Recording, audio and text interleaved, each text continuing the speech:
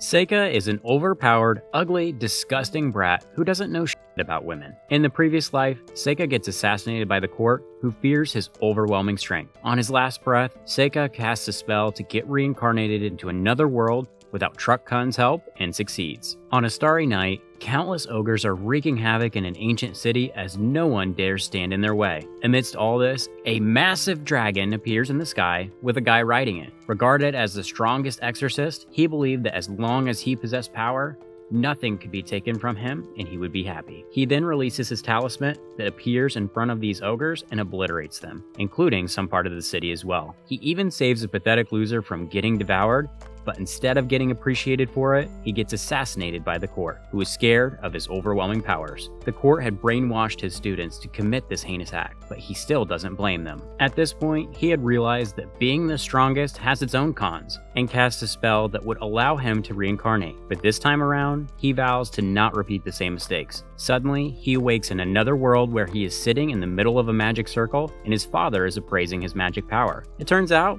that Seika is a pathetic loser who doesn't possess any magic power, which disappoints his good-for-nothing father, and even gets mocked by his brother. Seika has been reincarnated into a world where humans and demons coexist. In this world, he is born as Seika Lamperouge, the third son of the Lamperouge family, and doesn't even possess magic. Despite this, Seika realizes that he still possesses overwhelming spiritual power and experiments on some leaves. During all this, his brother Glai appears at the spot and attempts to discipline him for nothing, but ends up getting violated by Seika. Seika is now turned 7 years old, but being the son of a mistress, he gets ignored by everyone. But being an alpha, Seika doesn't give flying Fs about them and minds his own business. During all this, Seika has managed to create his own paper and forms talisman using them. As he's working on his talisman, a maid named Yifa knocks at his door and hands over his jacket. Just then, Glai appears at the spot and starts boasting about his accomplishments. He reveals that he'll be attending the Lv99 Magic Academy, which piques Seika's interest. But their conversation gets interrupted by their father, who ignores Seika once again, like you guys are ignoring your pending assignments. Anyways, as they're leaving, Seika seeks permission to train with them, and his father allows it. During the training session, Seika witnesses his brother's magic spells and gets amazed. Glai then gaslights Seika into using magic, and even though Seika cannot use magic, he utilizes his spiritual powers to create a fake fireball and launches it towards the target. This shocks Glai and the others, as their father explains that there are examples of people awakening their magical abilities after some time. Seizing the opportunity, Seika asks if he can join the Lv99 Magic Academy, but gets rejected by his father. After some years, Seika has now turned 11, and he can now summon Ayakashi from another realm. For starters, he summons the weakest Ayakashi, Yuki, who gets insanely happy to see Seika. After Seika lets her in on his situation, he decides to send her back, but she persists staying with him and transforms into a small fox. The following day, Yifa accidentally spills water on Glai's clothes and gets bashed for this. She keeps apologizing to Glai, but the worthless loser keeps insulting her. Staring at her melons, he instructs her to visit his room at night, which confuses Yifa. Seika, who is hearing all this, realizes that Glai wants to create a mini version of himself and intervenes to prevent that from happening, thus saving the world from another scum. Glai attempts to punch him, but Seika stops him with just a hand, further adding to his embarrassment. Following this, Yifa takes Seika outside where she shows him an injured carbuncle and asks him to heal it. Since Seika cannot use his talisman in front of Yifa, he asks her to turn around and heals the carbuncle in the process. Yifa then starts simping over Seika's abilities as Seika questions if she can visualize spirits. Hesitant in the beginning, Yifa replies positively as she reveals that she found his jacket owing to them. She further tells him that these spirits flock around Seika's stuff, but keep their distance from him, which is sus. Seika then questions if Yifa can order around these spirits, to which she replies positively again. This makes Seika insanely happy, as he's always been looking for someone who can manipulate spirits in his previous life. He then teaches Yifa to control the spirits, and their training officially begins. An entire year passes by and Seika has turned 12 now. Unlike his brothers, his birthday isn't celebrated, and even his father is not present there. As he is heading towards his room, Glai and his elder brother offer to train him since Seika cannot use magic. Unlike Glai, who is a scumbag, their elder brother Ruff is actually a caring person who cares a lot about Seika. Just then, the maids inform them that a massive lizard is heading towards the mansion. Upon hearing this, Glai pisses himself as expected, and Seika immediately heads towards the monster. On his way, he notices that Yifa and another maid are in trouble, but before he could do anything, Yifa somehow manipulates the spirits and drives the monster away. It is now Seika's turn to show everyone who's the boss. After dodging its attack, Seika uses his combined 3 elements and strikes the monster with it. This single attack was enough to take down the monster, and this shocks everyone. Seeing this, the entire mansion starts cheering for him. With all of this going, Seika's father also appears at the spot and witnesses all this. He finally acknowledges Seika as a human being and holds a massive feast to celebrate his accomplishment. During all this, Glai is crying like a little but there is nothing he can do about this situation. Amidst all this, Seika's father wants to give him something as Seika desires to attend the Odania Magic Academy and wants to serve the nation with his talent. His father agrees to this and further states that he would still have to take the exam. Seika also wants Yifa to accompany him, but his father refuses, stating that Yifa doesn't possess any magic talent. Upon hearing this, Seika decides to demonstrate her skills to his father. Handing over a wand to her, Seika tells Yifa if she wants to accompany him,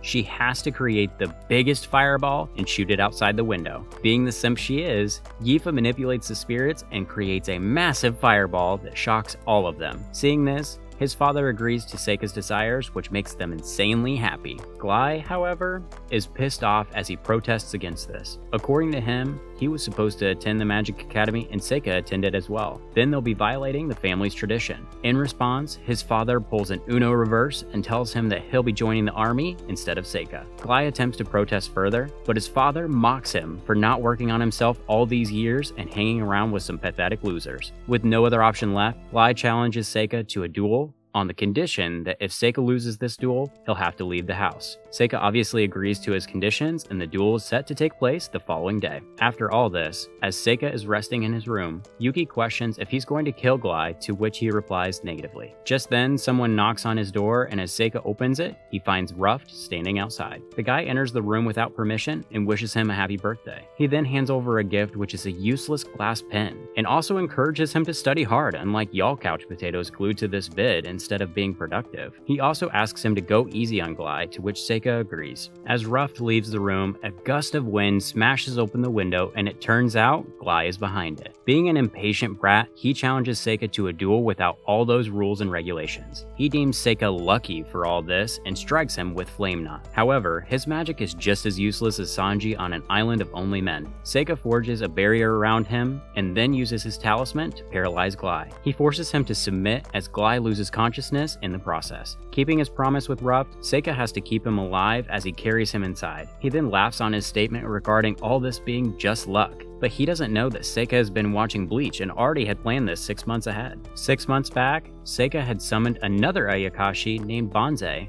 and instructed him to locate an elder newt and drive it out of its nest. Even though he wasn't the elder newt to ambush the city, the plan still went smoothly. Yuki then questions the reason behind doing all this in a roundabout way when he can achieve whatever he wants in this world filled with weak humans. Seika tells her that he had vowed to not repeat the same mistakes and wants to become one of those useless humans. Following all this, Seika and Yifa commence their journey towards Lodania as Ruft bids them farewell. On their way, Seika gives Yifa a necklace that will attract elementals toward him, which makes her insanely happy. Amidst all this, Seika had forgotten that he gets nauseous on a carriage and keeps puking all the way. They eventually reach Lodania and head towards their inn. Meanwhile, his father is reminiscing about the time when Seika's father went outside to buy milk and never returned. According to him, Seika's father is his brother, who got lost in the demon country, where he probably fell for a busty demon. Even after Seika's birth, he had realized that Seika is an overpowered brat who can either serve as a hero or destroy the entire kingdom. Keeping this in mind, he decided to send him to the Magic Academy, which is a good place. Upon reaching the inn, Seika informs Yifa that he had booked another room for her and settles down. As they are conversing, Yifa asks Seika if she could visit his room at night. But being a dimwit, Seika fails to comprehend what she is saying and misunderstands the situation. Hearing this, Yifa heads outside to get something to eat, while Yuki tells Seika that he had fumbled this situation. She further tells him that Yifa is a simp who wants to take advantage of her status as his servant. Seika, on the other hand,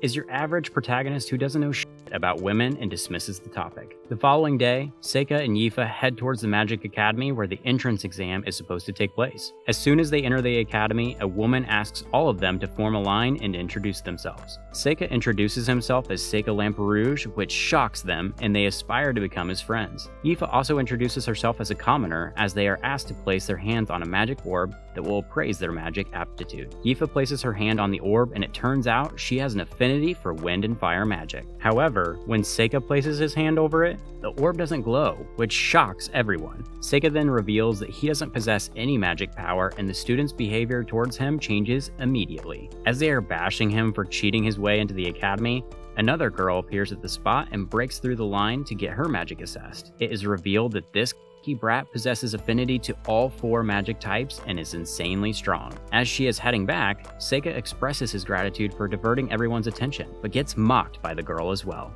The written examination has officially begun, with Seika and Yifa appearing in it. After the exam, Yifa questions Seika regarding his exam as he boasts about the test being way too easy. Yifa, on the other hand, is worried that she might fail because she made some silly mistakes. Seika reassures her, stating that she can make up for it during the practical exam. He acknowledges that Yifa had less time to prepare for it. Following this, the practical exam commences, as a weak guy explains the rules in slow and reverb. The students are supposed to hit multiple targets using magic and will be granted points for each of them. With this, the exam begins. After some losers flaunt their useless magic, it is time for Yifa to teach them some skills. For her first target, she chooses flame magic and absolutely obliterates the target. The students get shocked since she's utilized mid-rank magic and didn't even use incantation to cast it. She then proceeds to use wind magic and destroys the target once again. This time around, she even shocks Seika since they had not practiced wind magic before. This makes him insanely happy and he appreciates Yifa for her efforts. It is now time for our good-for-nothing Seika to show off his skills. Some random Karens deem him a pathetic loser who doesn't have any magic. For his first target, he also uses fire magic and emits blue flames,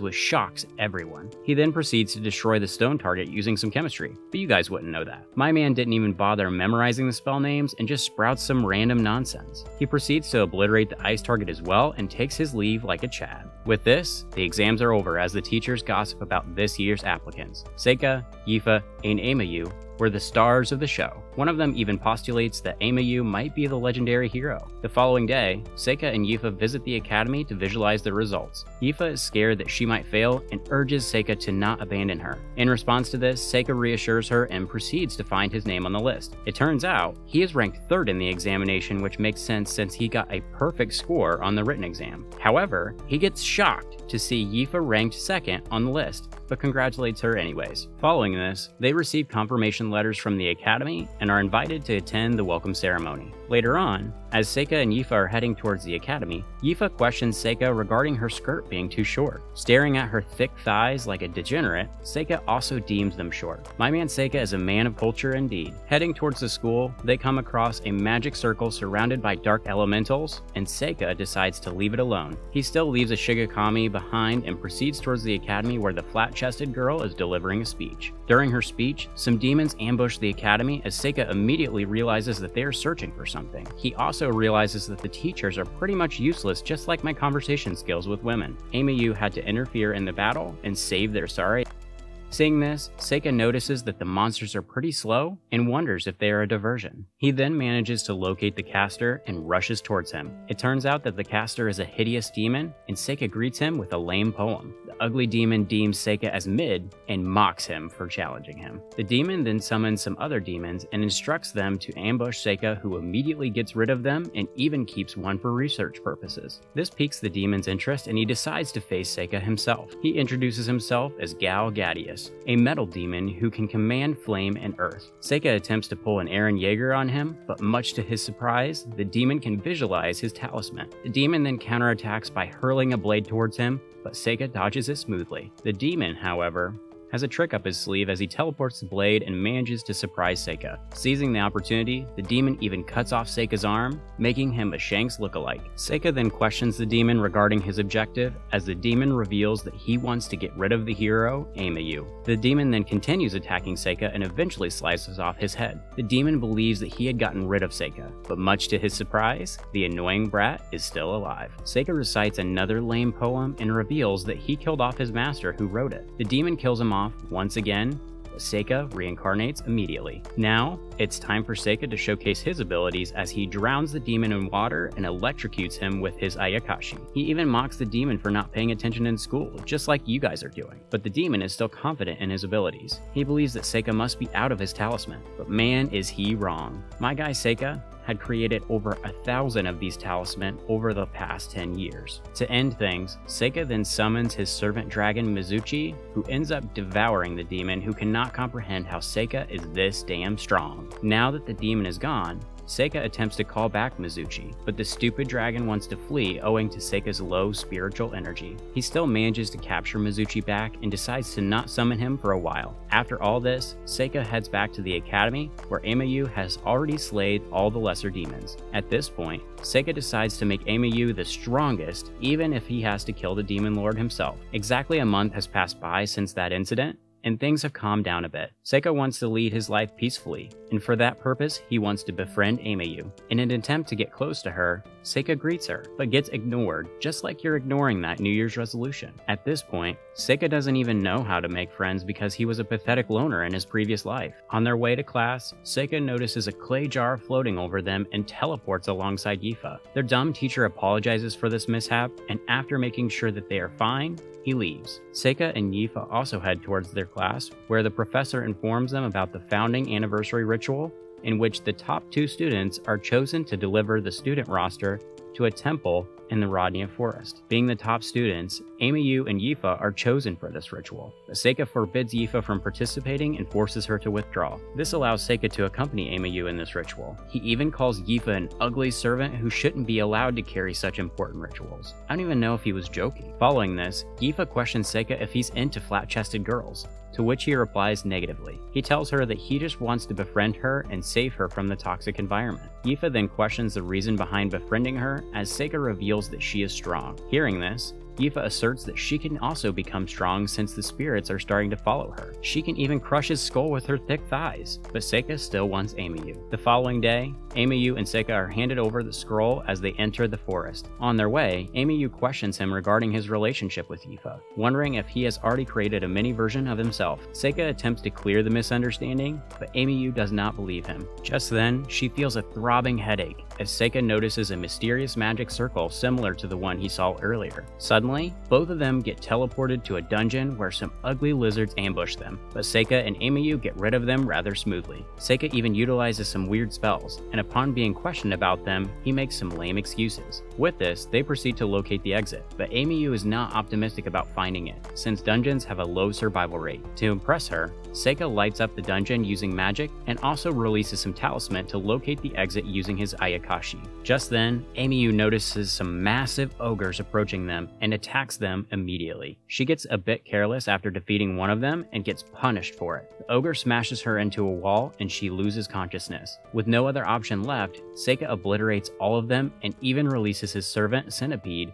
to navigate the dungeon. After some time, Amayu wakes up and gets shocked to see all the ogres defeated. Her head starts throbbing again, and seeing this, Seika forms a barrier around them. The barrier relieves her headache, which makes him realize that she must be cursed. Amayu, however, is not too sure about that since she checked her entire body. Seika then utilizes his ultimate Riz and gets her to remove all her clothes. He examines her entire body, but fails to locate the curse mark. He then asks her for a strand of hair, and using it, he transfers the cure to a talisman. After this, Amayu once again questions Seika regarding Yifa, as he reassures her that there's nothing going on between them, and they are more like family. This shocks Amayu, as she cannot imagine a noble and slave being a family. Seika reveals that he was born to a mistress, and Yifa was the only person who treated him like a human. He then questions Amayu regarding his parents, but soon realizes that she is not comfortable talking about this and changes the topic. He then asks her about her hobbies, but all she knows is fighting and deems herself weird for this. Seika, however, reassures her that she is not weird, and that she just hasn't found the environment to thrive in yet. This makes her insanely happy as she expresses her gratitude.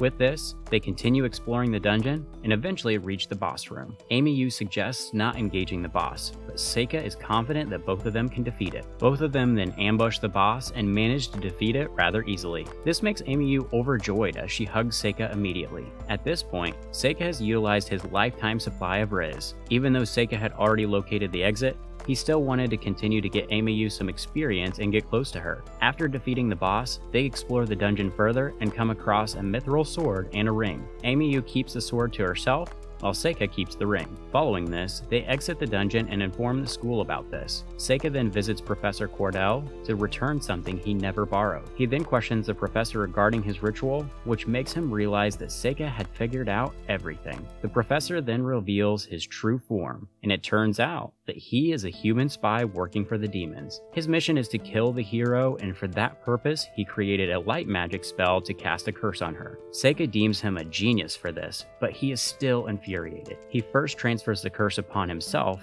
and then returns it to the professor. With this, the professor dies an ugly death. Seika had managed to figure this out thanks to his bee Shikigami, who had sent some pollen on his clothes. Later on, Seika gifts the ring to Yifa that would allow her to gather more elementals. As they are conversing, Amiyu also appears at the spot and ignores Seika once again. My man has a knack for getting ignored by people around him. Watch this next video.